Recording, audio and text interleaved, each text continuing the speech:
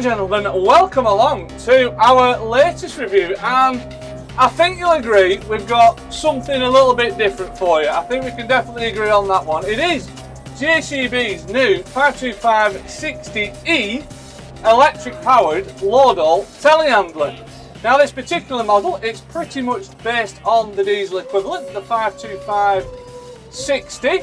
But as you can imagine, there's one or two fairly significant differences between the two variants. Not least the fact that this one has got no engine in it, and it's got a massive battery and a couple of motors. But aside from that, I mean, looking at the machine from a distance, you would swear they are pretty identical. I mean, dimensions are pretty much the same, the cab frame's the same, the boom is the same, the chassis is slightly different because the electric version needs sort of different mounting points for all the different components. But other than that, you know, from a bit of a distance, they do look identical. Now this electric powered machine, it's all part of what JCB calls its Road to Zero emissions. And with that, it's got a complete range of battery powered machines, kind of smaller machines that suit battery power. So that's all part of its E-Tech range. And within that, it's got sort of little dumpers, mini diggers, scissor lifts, things like that. And it's also now got this telehandler. So to find out more, as ever, we are going to get stuck into a few jobs around the farm. We've got plenty of mucking out jobs, as we are doing now.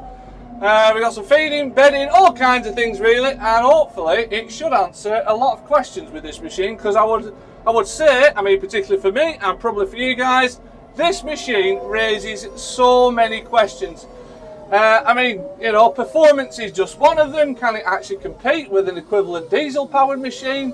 There's a lot of question marks over battery life, things like that, so hopefully we're going to find out a few of those things. So coming up, we'll do a bit of a walk round, see what we're actually dealing with. We'll get a bit of a flavour of performance with the machine. We'll also talk cabin controls, we'll talk charging, and then we'll have a good chin wag at the end and see what we think of it. So all that's still to come, but for now, we'll crack on. Right, ladies and gents, so we'll get stuck straight in with this battery powered Loadall, and we'll try a bit of mucking out first. So we've got a couple of passages to muck out in a calf building.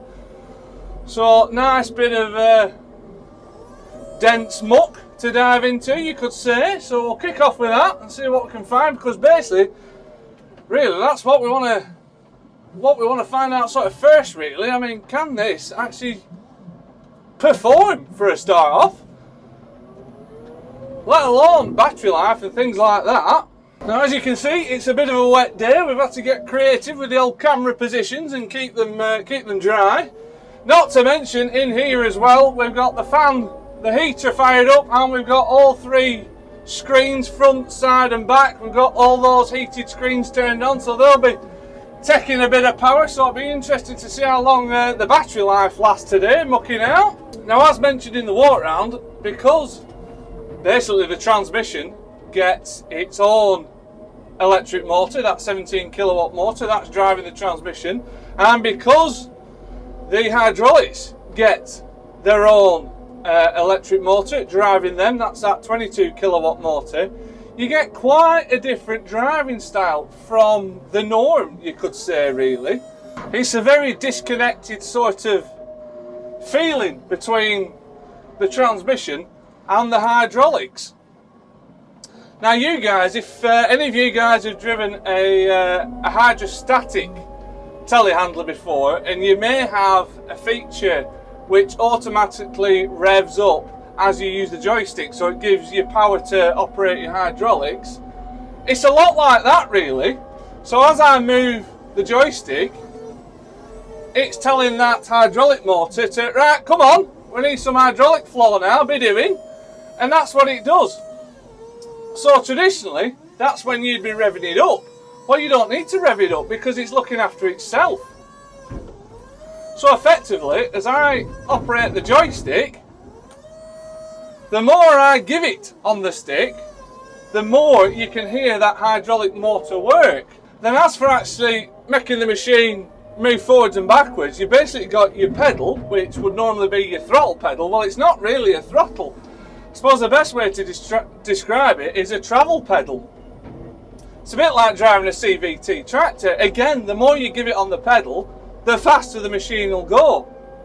So you get this very disconnected sort of driving experience between you using the foot pedal and you using the joystick. And I've got to say, as a driving experience, and again, you know, if you are used to those hydrostatic machines with that independent control of RPM over the hydraulics, I quite like it, to be honest. It makes it a very, very simple driving experience. There's not a lot to think about when you're driving it, really. Whereas normally with a hydro, what you'd be doing, you'd be sort of grabbing your muck, and then you'd be coming up to where you're going with that muck, whether it's a muck heap or a trailer or something like that, or a muck spreader that you're loading into. And what you'd be doing, you kind of come to a stop, but you'd still be applying quite a few revs to make the hydraulics work, all at the same time, while you're using the inching pedal, in a hydro's case, to bleed off a bit of that transmission hydraulics. Whereas on this, you don't have to think about things like that. You just kind of crack on. It's like, you know, I'm grabbing a load of muck now. My foot is well and truly off the pedal. And now we're backing up. I'm just applying a bit more on the pedal and away we go. And as I was grabbing the muck then, and using the joystick, you can just hear that motor whirring away by about as much as it needs. So again, we'll nip up the yard now. We'll get to the muck heap, and I'll just show you again. So we're coming up to the muck heap now. I'm just moving my joystick. You can hear that hydraulic motor burst into life. I'm backing off on the pedal, and now I'm well and truly off on the pedal, and I'm operating my grab. It's tilt and crowd, bit of boom raise and lower, bit of shaky-ish, and you can just hear that hydraulic motor working away there. Again, there's just not a lot to think about when you're using this, and I think that advantage of it being very easy to drive and, like I say, not a lot to think about, I think it will come into its own, you know, in these pack houses, in these polytunnels, in spud units, and in, you know, in equine places where you're just going to get people jumping on and off, and it just makes life a lot easier for them, really.